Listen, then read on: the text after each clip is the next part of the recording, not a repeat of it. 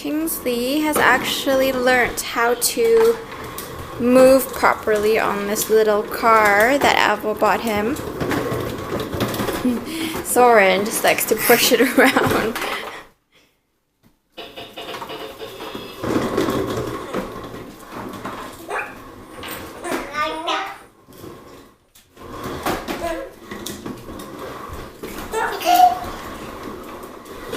If you're noticing that my eyebrows are a little bit different, that's because they are.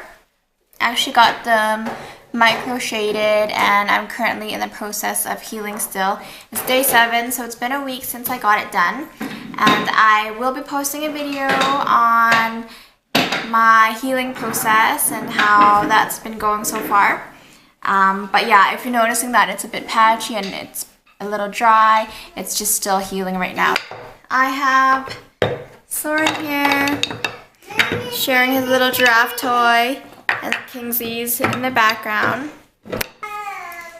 I'm just finally filling out this ASQ questionnaire, this ages and stages questionnaire.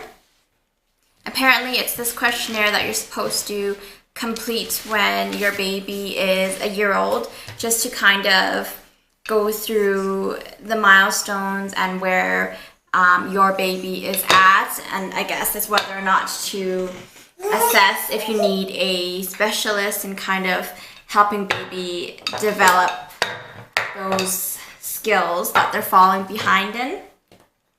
We actually have a pediatrician's appointment at the end of the month, so I gotta get this back to them.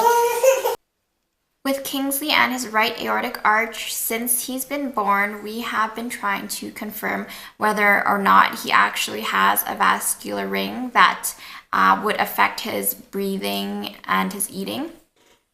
We haven't seen any signs physically from him, and he seems to be doing okay. Because of that, the pediatrician decided that we don't have to make Kingsley go through another ultrasound or anything to confirm it. It's not to say that he doesn't have it, but because it's not affecting him, we don't have to probe into it any further. If, say, he did develop an issue later on in life, the surgery is a very simple one.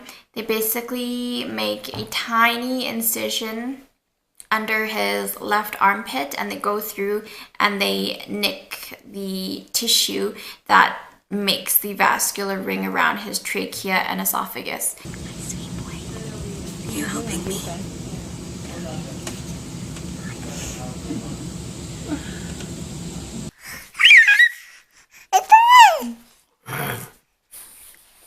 We just had some lunch, some chicken breasts, mashed potatoes, peas, carrots, and some milk.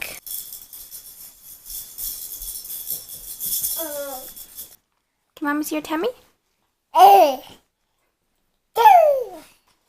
So Soren's got 2 scars on his belly here. I don't know if you can see. That top incision you saw of Soren's, they had to open Soren up 3 times from there. They were expecting it to just be a very simple surgery where they would be in and out, but of course there were the complications. They went in prepared to remove the dead tissue where the perforated bowel occurred, but when they went in to try and find out where it was, he had started bleeding and they didn't know where the bleeding was coming from. And then Soren, his heart had stopped and they had to give him chest compressions. And when they were able to get a pulse back on him, they packed everything back in, put in some bandages, stitched him back up. And it wasn't until a day or 2 after the lead general surgeon brought on another doctor and they figured out where the bleeding had come from, and it had come from Soren's liver. So the second surgery, when they opened him up, it was to stop the bleeding, and then another day or 2 after, they opened him up again from that top incision, and that's when they found the area where the perforated bowel was. They removed 4 centimeters of Soren's small intestine. So they cut it out, so then his intestines were in 2 separate pieces. On Soren's second incision, the smaller one on the bottom, that's where the surgeons ended up stitching Soren's separated intestine just to the surface of his skin. It's called a stoma. So from there, his poop, his stool, would be collected into a plastic bag, an ostomy bag. So of course it never fully went through his whole body and out of his bum.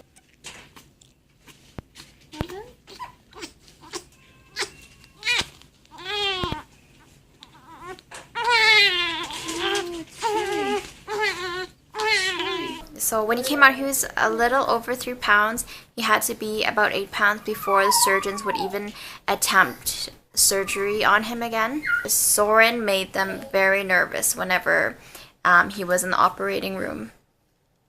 So they did the surgery, reversed his stoma, so all his intestines were attached together. A couple of days after they started feeding Soren again, a stitch or something came loose at the site where they reattached. Yeah, where they reattached your intestines, where they sewed them back together.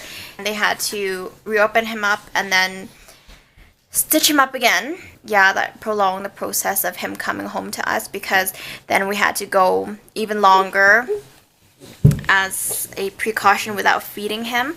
So he was basically getting nutrients straight to his system, because he had a central line, a PICC line, and he was being pumped with a solution called TPN that would give him the nutrients he needs to grow and basically survive the 11 days they weren't feeding him. So they did that as a precaution, just because they didn't want him to leak and for him to be opened up again. And then after that, he came home. Soren is being followed by a neurologist still, because during that first surgery, Soren suffered a brain bleed. So he ended up bleeding in an area of the brain that affects his vision. So he's also being followed by an eye doctor as well, just to make sure his eyesight is progressing well.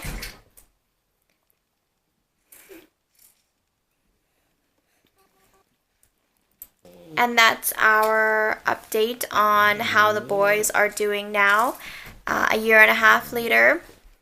They are pretty healthy from all the concerns that started in the beginning in 2017.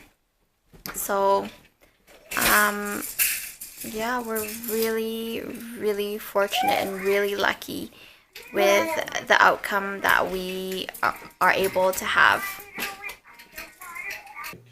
Kingsley! Hi. Kingsley! Kingsley!